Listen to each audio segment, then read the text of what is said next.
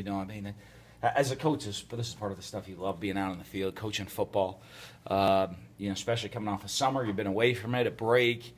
You know, you got a lot of new faces out there, some young people, some older faces that you're going to see really hopefully take another step forward in their careers this year. So, you know, pretty exciting time and good energy out there today. I know everybody, they love, well, what's going on? I mean, we're just still in shorts and a helmet on the first day, so everybody's just trying to figure it out. Even the older guys just getting used to being in the flow of practice.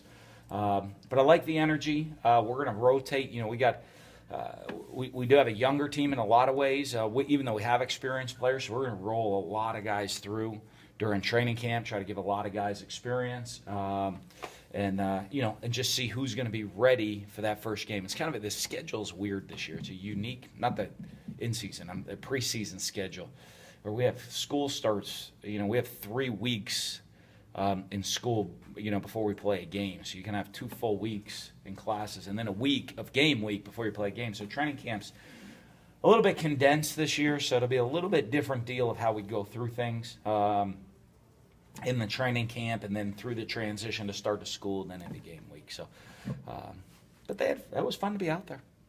What was Kendrick's process like coming back? Obviously tearing his Achilles in the egg ball, and now he's out there practicing. Yeah, great. You know, I good to see him out there. We're going to be really careful with him. You know, even though I think he's cleared, he's ready to go, I still want to be careful with him. You know, I mean, a rep today, you know, missing a couple reps today is not going to hurt him. He's played a lot of football for us. You know, so it's great to see him back there. It's great to see him feeling healthy, him feeling confident. And we want to make sure we take care of him so he's ready to go play. You know, I mean, he's going to be ready to play that game come September 4th. We got to make sure, you know, mentally, we got to make sure physically he's ready to go. Are you going through the same thing with Elijah, or is that something that's kind of lingering?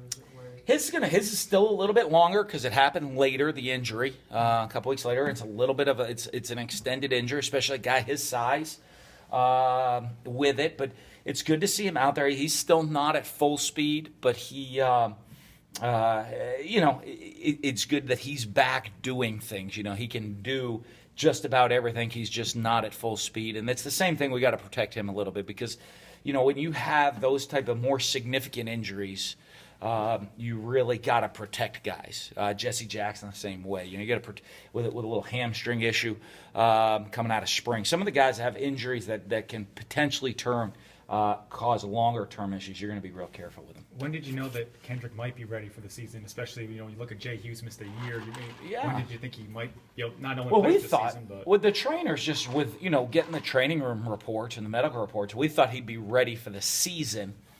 He's just ahead of schedule with being ready for training camp, but we're going to make sure we protect him.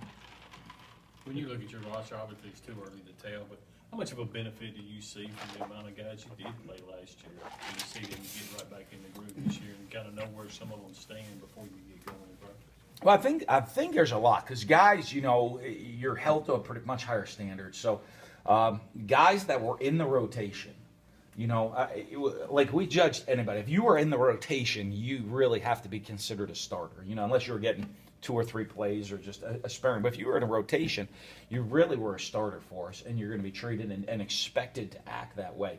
So when you look at certain positions where there's multiple starters at that position, even now, it's great when you get into training camp. And it's great for the young guys because they say, hey, you know, for me to crack this lineup right now, there's already 2 guys that are starters. You know, for me to crack the lineup, I gotta play like a third starter at this position.